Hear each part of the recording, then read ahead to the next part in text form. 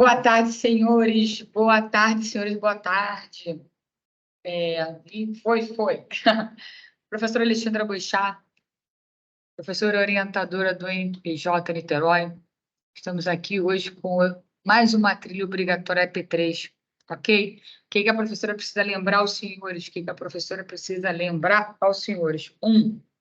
As trilhas estão acontecendo presencialmente na sala 504, ok?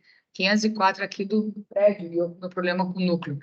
Aqui do prédio onde fica o NPJ, sala 504. E para quem vem presencial, a carga horária é maior, tá certo? Além do mais, senhores, lembrando, a trilha ela só vai valer carga horária se os senhores apresentarem ao professor do EP3 de vocês o relatório referente à trilha, tá certo? A gente já está na terceira trilha. Hoje a gente vai falar de habeas corpus. Então, por favor, não deixem de promover a realização do relatório. Não adianta. Isso aqui não é igual a Joana da Jurídica. Vocês assistem e geram a carga horária. Isso aqui é trilha obrigatória e vocês precisam obrigatoriamente gerar o quê? Relatório. Tudo bem? Ok. Vamos lá, senhores. Como não poderia ser, senhores, como não poderia deixar de ser, uma das trilhas obrigatórias do MPJ precisa obrigatoriamente ser o quê? Habeas corpus. Habeas corpus, senhores, eu preciso primeiro fazer aquela colocação pontual, né? Aquela colocação pontual. Hoje, na verdade, desde a posse do ministro Luiz Fux, como presidente do STF, se iniciou no Judiciário Brasileiro uma tentativa de desconstrução do habeas corpus como instituto recursal substitutivo. Professor, não entendi nada. Senhores, para quem não sabe, o habeas corpus vem sendo utilizado de uma forma reiterada, de forma que o judiciário brasileiro entenda como inadequado. Professora, como assim? Vamos tentar entender? O habeas corpus, senhores, para quem não estudou, mas com certeza já ouviu falar, consiste em um remédio condicional que deve ser concedido sempre que alguém sofrer ou se encontrar ameaçado de sofrer uma violência ou coação à sua liberdade de locomoção, ok? Senhores, está ameaçado o seu direito de ir e vir? Está com o seu direito de vir ameaçado ou já violado? Existe um remédio condicional na Constituição de 88, já adianto os senhores que não foi criado pela Constituição de 88, existe um remédio condicional que garante aos senhores a apreciação da legalidade dessa ordem, dessa violação do seu direito de locomoção. E o nome desse remédio condicional é habeas corpus. O que eu preciso lembrar aos senhores? Habeas corpus não é recurso. Ele é ação de impugnação autônoma. Ele é um remédio condicional. É uma ação autônoma. Para vocês entenderem o quanto não pode ser entendido como recurso, o habeas corpus não prescinde de uma decisão judicial lato sensu a ser impugnada. Qual é um dos pressupostos, né, do recurso? Para quem estuda a teoria geral de recurso, sabe o processo penal aplicado, sabe que na teoria geral de recurso a gente estuda que existem o quê? Pressupostos lógicos e fundamentais. Lógico, sucumbência. Você tem que ter postulado algo para que na postulação você não tenha recebido na integralidade daquilo que você buscou no judiciário. Ou seja, você perdeu em alguma coisa, é o que a gente chama de sucumbência. Tudo bem? E pressuposto fundamental, tem que haver uma decisão. Você precisa ter um objeto a se recorrer. Você está recorrendo em face de uma decisão lato sensu. Decisão lato sensu no sentido, sejam decisões interlocutórias, simples, mistas, sejam sentenças. Lembrando, tá, senhores? Em face de despacho não cabe recurso. E eu quero lembrar aos senhores, mais uma razão para se reafirmar que habeas corpus não é recurso. Eu não preciso de uma decisão judicial para impetrar, para requerer concessão de ordem. Eu já estou dizendo para vocês que existe a ameaça, e a ameaça nem sempre vem mediante ordem judicial. Professor, dá um exemplo. Senhores, a instauração de inquérito policial baseada em prova obtida por meio ilícito. Prova ilícita. Um inquérito policial que se instaura com base numa prova ilícita. Inquérito policial, procedimento administrativo, inquisitorial, que tem como intuito a formação da opinião delicti, com mix de Ministério Público, formação mínima de uma justa causa para uma eventual propositura penal. Olha o que eu falo para vocês. Se o inquérito pode dar aso a uma ação penal, e uma ação penal pode dar aso a uma sentença penal condenatória que venha a violar a sua liberdade de dirigir, se o inquérito policial é instaurado de forma ilegal, eu estou falando de inquérito, eu tenho decisão judicial?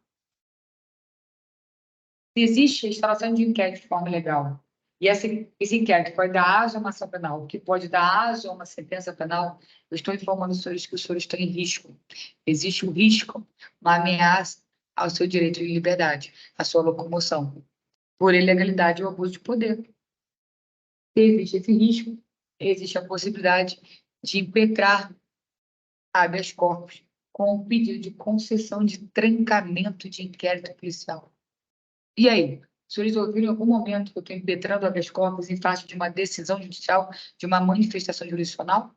Não, não estou. Para quem está em casa, né? O slide está bem embaçadinho, porque a professora está usando. Deixa aqui a professora mudar. Agora que eu percebi, a professora está usando aquele efeito, né? Mas eu tenho certeza que os senhores não precisam enxergar o slide da parede, porque os senhores estão.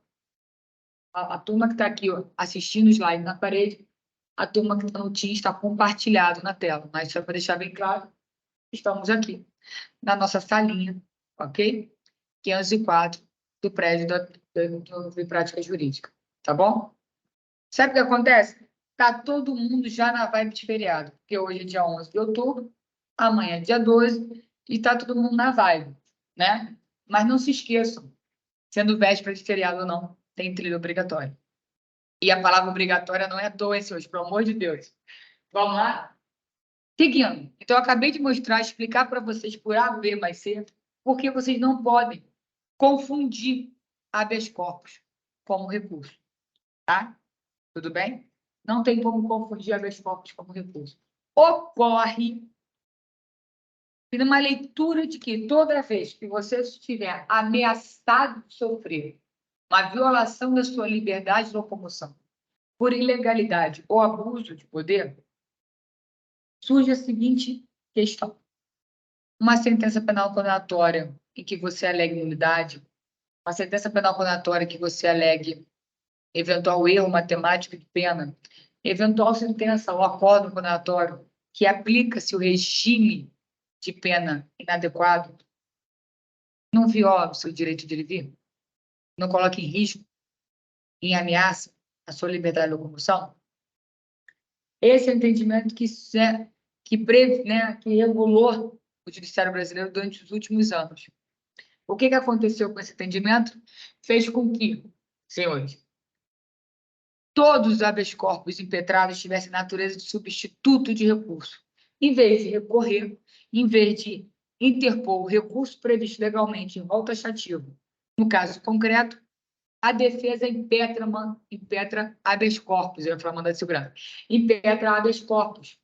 E ao impetrar habeas corpus, senhores, gerou-se o que a gente chama de judicialização em massa das instâncias superiores.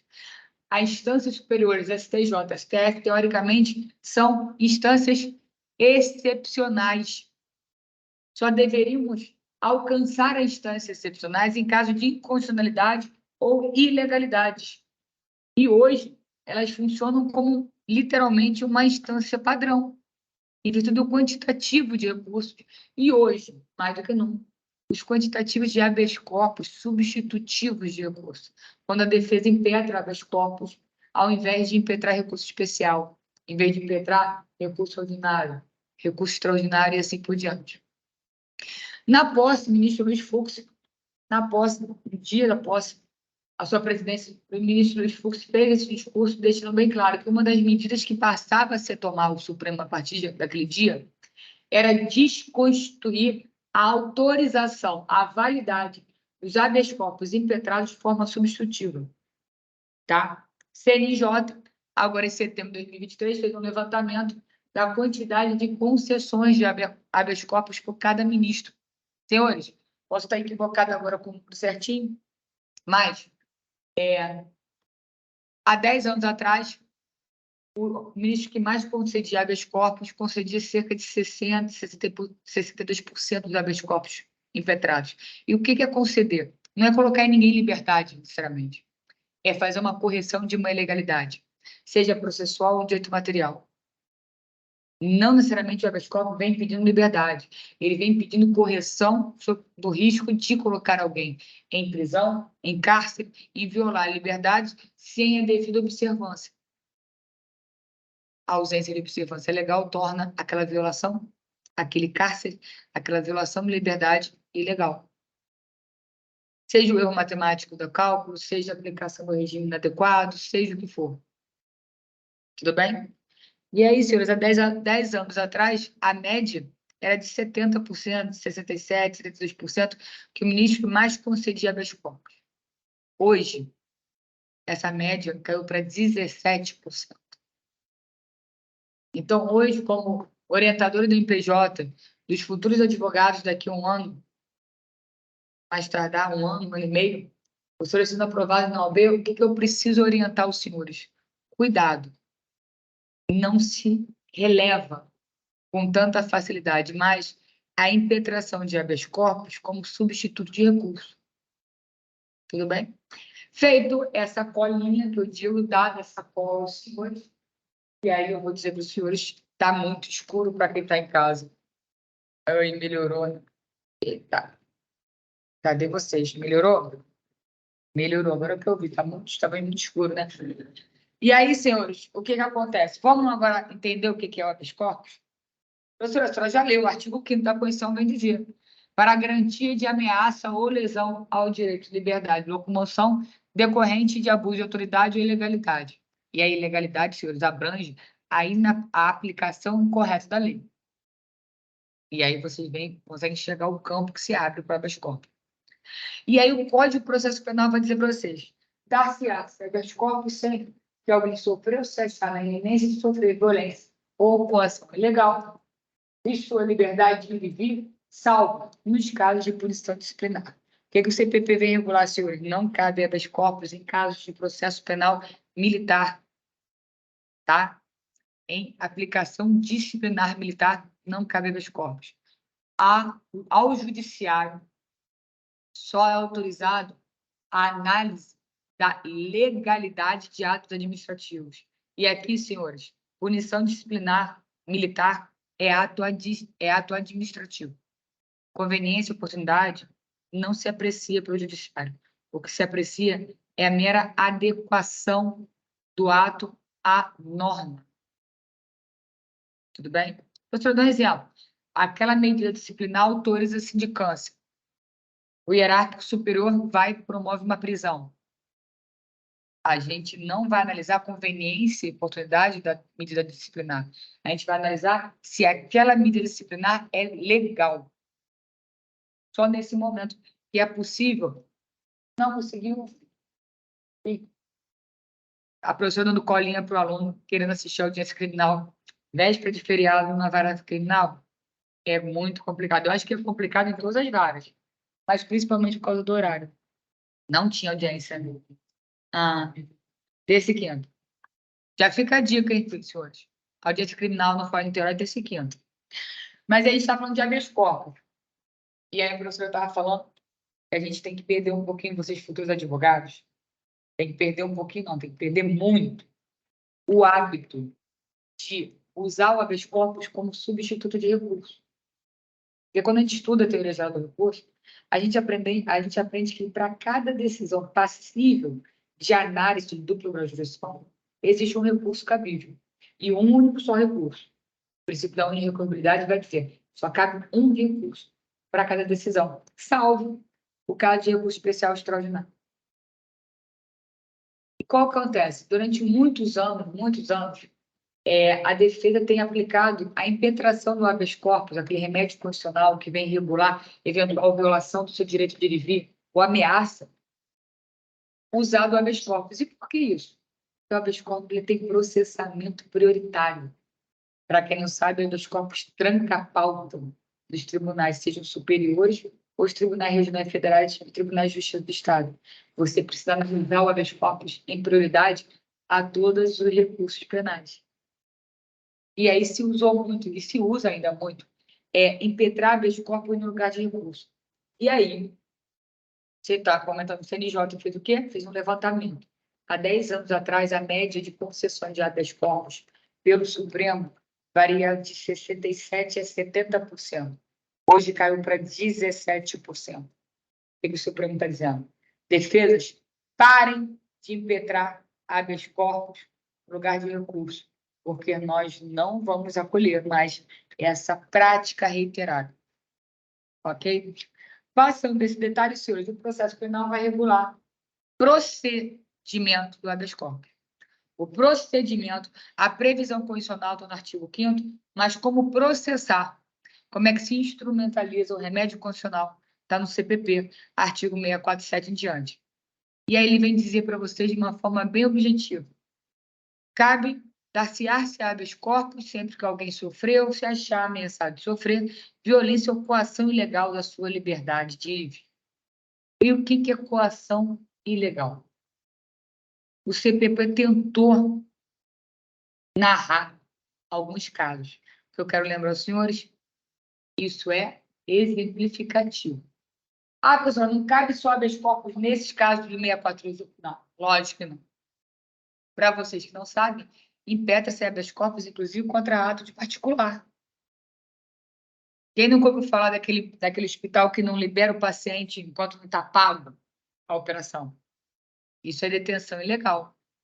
Habeas corpus, sem problema algum. Ok? Então, cuidado. Mandado de segurança se discute muito a autoridade coatora sendo agente público e as possibilidades de extensão. Habeas corpus, seja quem for que violar seu direito de ir e vir. Você pode impetrar habeas corpus para determinar a concessão de liberdade. É isso? E aí o Código de Processo Penal vem dizer para vocês, coação considera-se legal quando não houver justa causa. Olha o exemplo do inquérito policial baseado em prova ilícita. Inquérito policial que é instaurado sem justa causa. Olha que lindo. Quando não houver justa causa. Quando alguém estiver preso por mais tempo que determinar a lei. Isso aqui, senhores, CPP de 40 dá nisso. Quando quem ordenar a coação não tiver competência para fazê-lo, olha, eventual magistrado incompetente que decrete prisão, autorizando a penetração de habeas corpus. Quando houver cessado o motivo que autorizou a coação. Exemplo claro, senhores, prisão temporária. Prisão temporária tem prazo, ok? Além do mais, motivo. Quando você decreta uma prisão preventiva e fundamenta, o fundamento da preventiva vincula a causa da manutenção da prisão. Quando o fundamento que levou à prisão preventiva não subsistir mais, ela passa a ser ilegal. A não revogação passa a ser uma situação de ilegalidade. Considera-se ainda a coação ilegal quando não for alguém admitido prestar fiança nos casos que a lei autoriza. O que o CPP está dizendo, senhores? A concessão de liberdade provisória mediante fiança seria até debate que existe na doutrina, um direito subjetivo. Não cabe à autoridade policial, não. Você eu acho que não vale a pena aplicar a fiança, conceder fiança. Não, você eu acho que pode. Não, senhores. Existe um debate doutrinário em virtude, inclusive, dessa previsão legal, no sentido que conceder liberdade provisória mediante pagamento de fiança considera-se um direito subjetivo do réu. Isso é um debate para outro momento. Cabe ainda considerar-se ainda coação ilegal quando o processo for manifestamente nulo ou quando extinta a punibilidade, o Estado ainda estiver perseguindo você. Professora, como assim? O Estado persegue a gente? O Estado persegue a gente. E tá demais hoje. O Estado persegue a gente. Como é que o Estado exerce persecução penal? O Estado exerce persecução penal através da instauração de inquérito policial ou de demanda ou de ação penal. Ok? E quando o fato estiver extinto, ou seja, quando o poder punitivo do Estado estiver extinto, não importa se seja inquérito ou ação penal, essa perseguição, essa proposta de perseguição penal é nula. Tudo bem?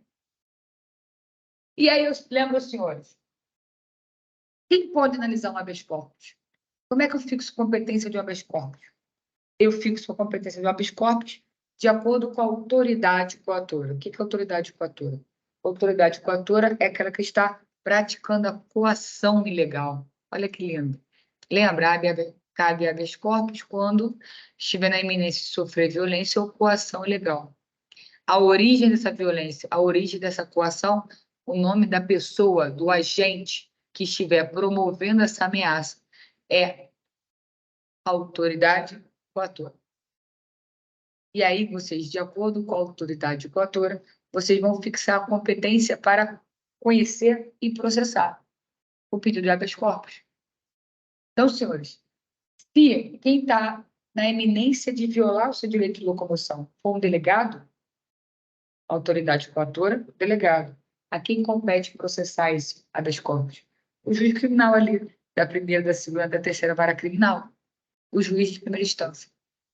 Agora, quem estiver na ameaça, ameaçando sua liberdade, ou praticando um ato de coação ilegal, for o próprio juiz. Senhores, vai para a autoridade hierarquicamente superior. Quem vai apreciar o habeas corpus contra ato ilegal de juiz? Tribunal de Justiça ou Tribunal Regional Federal, dependendo da competência do juiz. Professor, e assim por diante. Quem vai analisar ato de desembargador? Coação ilegal praticada pelo Tribunal de Segunda Instância. STJ. Quem vai analisar a ilegalidade do STJ? STF. Quem vai analisar ilegalidade do STF? STF não pratica ilegalidade. Eles têm certeza que são deuses. Então, eles não têm irregularidade. Brincadeira. E aí, senhores, não temos instância superior acima do STF, razão pela qual...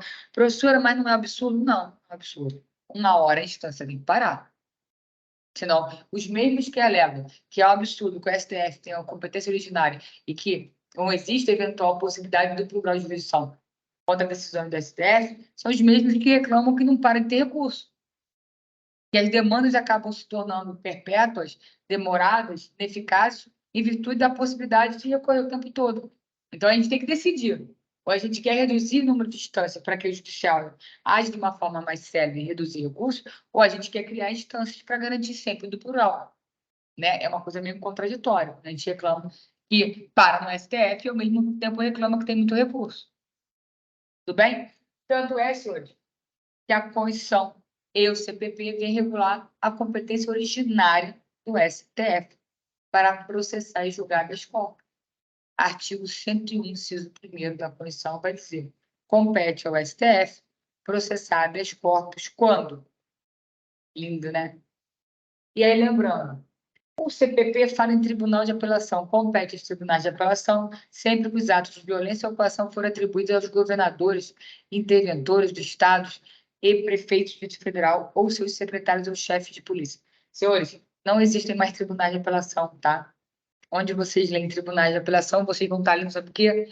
Tribunais de Justiça ou tribunais regionais federais. Ok?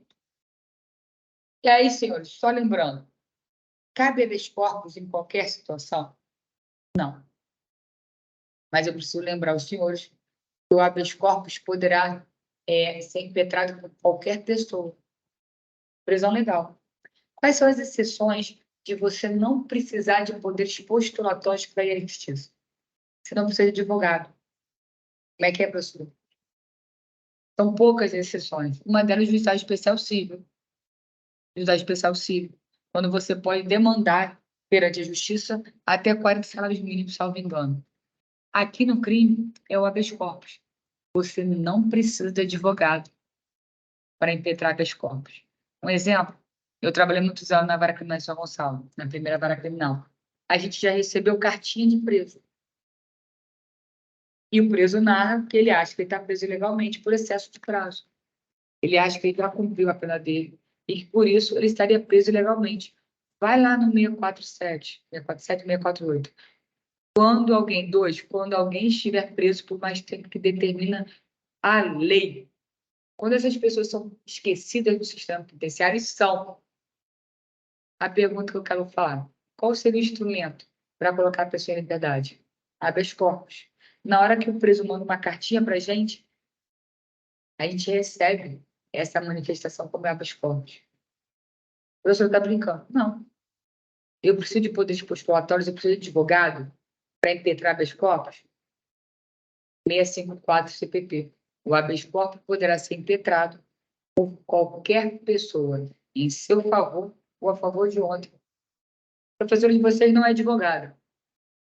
Professora, eu sou orientadora porque ninguém melhor para orientar vocês a advogar do que servidores dos tribunais. E eu brinco, ó, Rafael me matar, Rafael e Marcílio agora vão me matar. Mas eu e Flávio trabalho, somos as melhores pessoas para ensinar vocês a advogar. E é o que eu digo, mas eu posso impetrar habeas corpus em seu favor, ou a favor de outra pessoa. Por quê? Porque não compete uma manifestação postulatória o necessário poder postulatório. Eu não preciso ser advogado, eu não preciso ser defensor público, eu não preciso ser procurador. Então, eu posso, como servidora pública, postular perante o judiciário? Posso. Quando? Legislação especial civil ou habeas corpus. Tudo bem? Então, cuidado. Para você entender a importância desse remédio constitucional, a lei preferiu dizer, para você poder exercer essa garantia, essa prerrogativa, esse remédio constitucional previsto no artigo 5º, que diz das garantias de direitos fundamentais de todo e qualquer cidadão, a lei preferiu dizer, esse remédio constitucional, essa garantia é tão essencial para o Estado Democrático de Direito que você não precisa nem de advogado para poder exercê-lo. Só para lembrar, senhores, essa é uma das garantias constitucionais que é revogada, suspensa. Quando a gente grita, estado de sítio, decreta estado de sítio. Uma das garantias constitucionais são suspensas. A possibilidade de impetrar habeas corpus. Então, a gente tem que tomar muito cuidado quando a gente, pleiteia por algo. E aí, lembrando, senhores, pro amor e tudo que mais sagrado, o habeas corpus não é recurso. A natureza jurídica dele é de ação autônoma constitucional. Ele é uma ação autônoma. Eu não preciso nem de uma decisão judicial para que ela exista. Eu tenho um ato coator. Eu tenho uma autoridade coatora, que eu acabei de mostrar para vocês. Pode ser uma autoridade pública ou não. Não necessariamente é juiz, senhores. Pelo contrário, acabei de dar um exemplo de delegado de polícia. A autoridade coatora pode ser agente, qualquer agente político que promova um ato de alguma forma, impedir a sua liberdade de vir. Teve um exemplo muito claro. CPI. CPI do Congresso, CPI da LER, CPI, não importa. Poder Legislativo. Ele não chama um monte de gente para depor? Ele não chama até indiciado para depor? Lembrando, aquele a quem se imputa um fato, ele pode mentir, tá? É direito constitucional do réu mentir, a gente brinca. Mas não é da testemunha. Então, quando você é convidado, você é convocado a uma CPI para prestar depoimento como testemunha, adivinha? Você não pode mentir sob pena de falso testemunho. E aí, quando você comete um crime na presença de qualquer um do povo ou daqueles que têm o dever legal de prender, adivinha o que acontece? Essas pessoas são presas em flagrante. Ao ser preso em flagrante, senhores, alguém está discutindo que existe um risco da liberdade da pessoa? Lógico que existe. O que acontece? Chove habeas corpus preventivo. Porque olha que eu falei para vocês, cabe habeas corpus quando você estiver sofrendo coação ou ameaçado de sofrer coação. Se eu posso impetrar habeas corpus quando eu estiver ameaçado de sofrer coação, o nome desse habeas corpus é preventivo. E aí a justiça emite um documento chamado salvo-conduto. Você tem uma autorização para ir na CPI, prestar depoimento e manifestar-se, dar-se em silêncio quando achar que aquela pergunta pode remeter a prejuízos penais contra você. Ou seja, para garantir o princípio da não autoincriminação, ninguém é obrigado a se autoincriminar. Produzir provas contra si mesmo? A testemunha também não. Então, senhores, existe o habeas corpus preventivo, que gera um instrumento chamado salvo-conduto, e existe o habeas corpus repressivo, que é o mais comum, senhores, que é quando vocês já estão sofrendo ameaça, quando vocês já sofreram a violação do direito de liberdade, que vocês estão sob prisão, e o habeas corpus repressivo gera um instrumento chamado lindamente de alvará de soltura. Tudo bem? Ok? Então, senhores, lembrando, a professora vai deixar o material para vocês dando alguns exemplos claros. Eu queria muito, muito poder dar uma aula de habeas corpus, ficar aqui, mas para vocês entenderem, a aula de habeas corpus constitui um plano de ensino de aula de processo penal aplicado. Plano de ensino que tem 3 horas e meia de aula. E já é pouco para falar de habeas corpus. Mas o que eu preciso, como orientador de PJ? Lembrar os senhores futuros advogados que não é porque existe uma ameaça de coação, ou existe uma ameaça do seu direito de vir, que você poderia, tecnicamente vocês podem, mas se a medida mais correta seria impetrar o habeas corpus. Cuidado, tudo bem? Além do mais, gostaria de lembrar os senhores, inclusive, para você entender a importância do habeas corpus, vocês sabem, não se admite mais no ordenamento jurídico a prisão para efeitos civis, salvo o devedor de alimentos. Até alguns anos atrás, o depositário fiel, aquele que a justiça nomeava como depositário de um bem ao mando da justiça, o depositário fiel era permitida a prisão civil. Hoje não existe mais prisão civil, salvo o devedor de alimentos. Adivinha qual é o instrumento que vai garantir a liberdade desse devedor de alimentos quando essa prisão foi ilegal? Habeas corpus. Então, fica a dica. Não existe só habeas corpus em processo penal. Também existe habeas corpus em direito civil. Olha que lindo. Quase ninguém lembra. Quando vai para a justiça, pega alimentos, pega um cliente devedor de alimentos, está na iminência de sair o mandado de prisão por desvio alimentício, o que vocês têm que fazer? Habeas corpus. Mas por tudo que é mais sagrado e sujo. Se o juiz é de família, o habeas corpus não é para a Câmara Criminal, é para a Câmara de Direito Privado, ok? Cuidado. Outra dica, pelo amor de Deus, quem impetra o habeas corpus é você que está escrevendo, é você que está solicitando a ordem. Pode ser um advogado ou pode ser alguém sem poderes postulatórios que vai impetrar em favor de si mesmo, paciente, ou de outro. Ou seja, impetrante é quem está dando entrada no habeas corpus, paciente é aquele que vai se beneficiar com a ordem, com a concessão ou não do habeas corpus, e autoridade coatora ou impetrado é aquele a quem está se imputando a ilegalidade da coação ou da ameaça. Tá? É muito feio quando os senhores manifestam se indicando em habeas corpus autor e réu. Não existe. É impetrante, impetrado, paciente. Paciente é aquela pessoa que vai se beneficiar com a ordem de habeas corpus. Tudo bem? E aí, a professora vai deixar um material muito, muito, muito completo para vocês. Primeiro, tratando de legitimidade. Lembrando, senhores, que vocês não precisam ter poderes postulatórios. É a questão mais importante do habeas corpus. Tratando de legitimidade passiva, ou seja, quem é a autoridade coatora. Ok? Em seguida, eu trago para vocês a classificação de habeas corpus. Habeas corpus preventivo, que emite salvo-conduto, ou liberatório ou repressivo, que é aquele que vai emitir um alvará de soltura.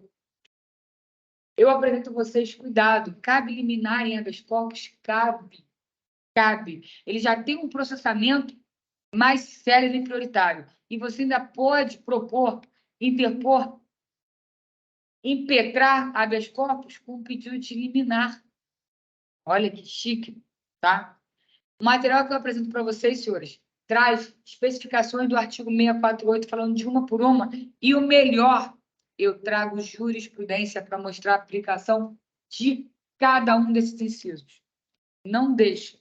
Não é porque a professora tem uma trilha obrigatória e que eu não posso ficar aqui depois das 5, daqui a pouco o professor Flávio vai dar trilha obrigatória de trabalho. E aí a sala é presencial, não esqueçam disso. E aí ele entra aqui e me mata porque eu estou aqui. Não é porque eu não posso que eu vou deixar de estar disponibilizando para vocês o material para o estudo. Tá? Quem estiver fazendo processo penal aplicado, aproveita. Quem estiver fazendo processo penal aplicado, isso é o conteúdo do plano de aula de processo penal aplicado. Tudo bem? Por que eu estou dizendo para aproveita? Porque hoje habeas corpus é matéria híbrida, tá? Não é ED. Está lá no acesso digital. Ok? E aí eu faço essa carinha, agora eu sou demitido. Então, aproveita que a professora está indicando. E aí, lembrando, cabe habeas corpus em face de inquérito penal? Cabe. Cabe para trancar não só a ação penal, como também para trancar inquérito policial. Tá? Discussão. Cabe habeas corpus em face de ato de promotor de justiça? Cabe. Cabe. Cabe habeas corpus de decisões proferidas, inclusive, contra turma. Não. Contra monocraticamente ministro do Supremo. Como a gente reclama muito. Quando o ministro do Supremo decide sozinho, democraticamente, eu posso impetrar habeas corpus para que a turma que ele compõe analise a decisão. Mas depois que a turma decidir, não dá mais para impetrar habeas corpus, tá? Mas a gente pode analisar, dependendo do caso, já ter uma interposição de embargo infringente conforme o caso, hein? Cuidado. Última dica mesmo. Fico falando que é a última dica, não fica essa última dica, mas última dica. Senhores, vai se tomar recursal? A segunda instância dos juizados especiais, tanto civil como criminal, mas o que me interessa é o crime. Juizado especial criminal. A turma recursal do juizado especial criminal é a segunda instância do juizado especial criminal. Quem analisa as apelações das sentenças proferidas pelo juizado especial criminal? Quem analisa é a turma recursal. Tudo bem? Sem dúvida. E a pergunta: a quem você direciona o habeas corpus em virtude de ato da turma recursal do juizado especial criminal? Senhores, cuidado, tá? Tem uma controvérsia que acabou sumulada. O professor está brincando. Não. Súmula 690 compete originariamente ao Supremo Tribunal Federal o julgamento dos habeas corpus contra a decisão de turma recursal dos juizados especiais criminais. Ok? O que acontece? Professora, o que acontece? As turmas recursais são juízes de primeira instância. É um órgão de primeiro grau, fazendo com que muita gente, quando impetra habeas corpus, ache que esse habeas corpus tem que ir para o Tribunal de Justiça. Não é, tá? Não é. A competência para habeas corpus de ato da turma recursal é do STF. Professora, não é do STJ? Não, é do STF. Ok? A situação que gera controvérsia é quando o ato não é da turma, o ato é do GCRIM. E aí, senhores, controvérsia. Não é para a turma recursal que vai impetrar habeas corpus? Ou é para o Tribunal de Justiça? O problema, senhores, é que o STJ vai dizer: compete à turma recursal processar e julgar os mandados de segurança impetrados contra atos do juizado especial civil. Mandado de segurança, remédio constitucional. Habeas corpus, remédio constitucional. Se é possível impetrar mandado de segurança no juizado, também é possível habeas corpus, sem problema. Se o mandado de segurança, a competência é da turma recursal, por que o habeas corpus não seria?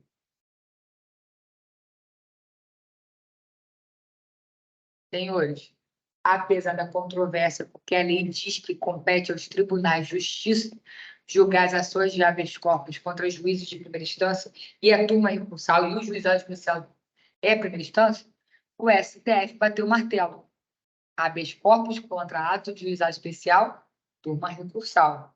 Habeas corpus de ato da turma recursal, STF. Ok? São dicas, senhores, de prática que eu preciso apresentar para vocês. O que eu preciso lembrar para vocês? A jurisprudência está superando a súmula do STF. E eu queria muito, muito, muito ficar aqui, ó, debatendo com vocês entendimento. Mas a professora tem um limite de horas, tá bom?